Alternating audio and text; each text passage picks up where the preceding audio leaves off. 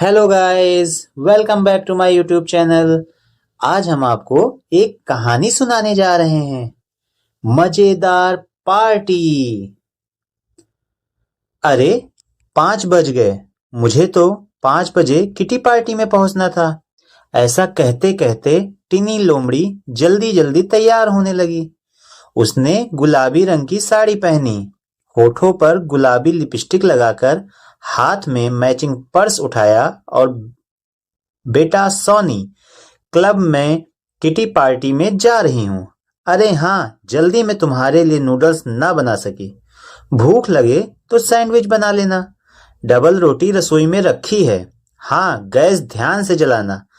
आदि हिदायतें देती हुई वह फटाफट सीढ़ियां उतर गई और जल्दी से कार स्टार्ट करके क्लब की ओर चल पड़ी।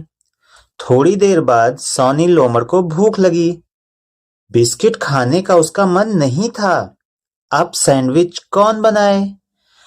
मम्मी को भी बस अभी किटी पार्टी में जाना था। ऐसा कहते हुए वह झुंझला रहा था। अचानक उसे विचार आया कि क्यों ना मित्रों को घर बुलाकर चाय पार्टी का आयोजन किया जाए। उसने फटाफट फोन उठाया और अपने दो पक्के दोस्तों जॉनी खरगोश और जीतू हिरण को अपने घर बुला लिया। सबने मिलकर नूडल्स और खीर बनाने का प्रोग्राम बनाया। जॉनी खरगोश ने शीघ्र ही चटपटे नूडल्स बनाए। अब सोच विचार होने लगा कि खीर कैसे बनाई जाए। जीतू हिरण ने कहा कि उसकी माँ ने खीर बनाया था उसके लिए, पर कितने दूध में कितने चावल डाले जाए यह नहीं मालूम। कुछ सोच विचार करने के बाद सोनी ने आशा बांधते हुए कहा, अरे यार, पतीले में दूध डालकर मुट्ठी भर चावल धोकर डाल देंगे। जब दूध और चावल उबल जाएंगे तो चीनी तो मैं डाल ही दूंगा। बस फिर क्या था। फ्रिज में से दूध निकालकर बड़े पतीले में डाला गया।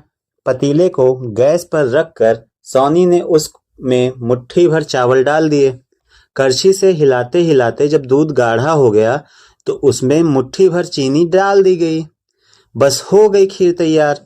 सभी खुश थे कि आज उन्हें रोक टोक करने वाला भी कोई नहीं था। पूरी आजादी थी, बनाने की भी और खाने की भी। सोनी डब्बे में से बिस्किट और नमकीन भी ले आया। सभी मित्रों ने मिलकर खाने की मेज पर अपने हाथों से बनी चीजें सजाई और मिलकर खाने लगे। दिन ढल चुका था। जॉनी खरगोश और जीतू हिरण ने कहा, काफी देर हो चुकी है, अब हमें घर चलना चाहिए। सोनी लोमड़ ने उन्हें रोकते हुए कहा, अरे यार, कॉफी बिना भी कोई पार्टी हुई? तुम कॉफी पीकर जाना। दोनों मित्र सोनी के मूड को देखते हुए रुक गए। जीतू ने फटाफट कॉफी तैयार की। सोनी शो केस में से कॉफी मग निकाला। 2 मग उसके हाथ से छूटकर टूट गए। माँ के डर से वह जल्दी जल्दी कांच के टुकड़े इकट्ठे करने लगा तो एक टुकड़ा उसके हाथ में चुभ गया। उसके हाथ से खून बहने लगा। बस उसने जोर जोर से रोना शुरू कर दिया। दोनों दोस्तों ने उसके हाथ में डिटॉल लगाया, पट्टी बांध दी और उसे चुप कराया। उदासी का माहौल होते देख सबको हंसाने के लिए जॉनी ने मजेदार चुटकुले सुनाए। अब सोनी अपना दर्द भूल चुका था। सब ने कॉफी पी। एकाएक जीतू ने खिड़की से सोनी की माँ को सीढ़ियां चढ़ते देखा तो बोला, अरे, आंटी आ गईं। घर को उल्टा पुल्टा देखकर कहीं आंटी गुस्सा न करें। ऐसा सोचकर जॉनी और जीतू ने कमरे का सामान सही ढंग से लगा दिया। फिर जीतू ने दरवाजा खोला। अंदर प्रवेश करते ही बेटे के हाथ में पट्टी बंधी देखकर टिनी घबराते हुए पूछा, बेटा सोनी, यह क्या हुआ है? माँ को देखकर सोनी फिर जोर जोर से रोने लग गया। दोनों मित्रों ने डरते डरते सारा हाल कह सुनाया। घर की उथल पुथल को देखकर और बच्चों की उद्दंडता का अंदाजा लगाकर माँ को गुस्सा तो बहुत आया, पर बच्चों के मूड को देखकर वह चुप ही रहीं। माँ का प्यार भरा आलिंगन पाकर सोनी भी चुप हो गया। चुप्पी को तोड़ते हुए माँ ने हंसते हुए पूछा, बच्चों, कैसी रही आज की तुम्हारी पार्टी? तीनों ने एक स्वर में कहा, बहुत मजेदार रही हमारी पार्टी।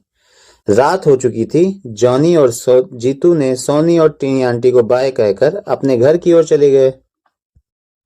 अच्छा तो बच्चों, कैसे लगी आपको आज की हमारी कहानी?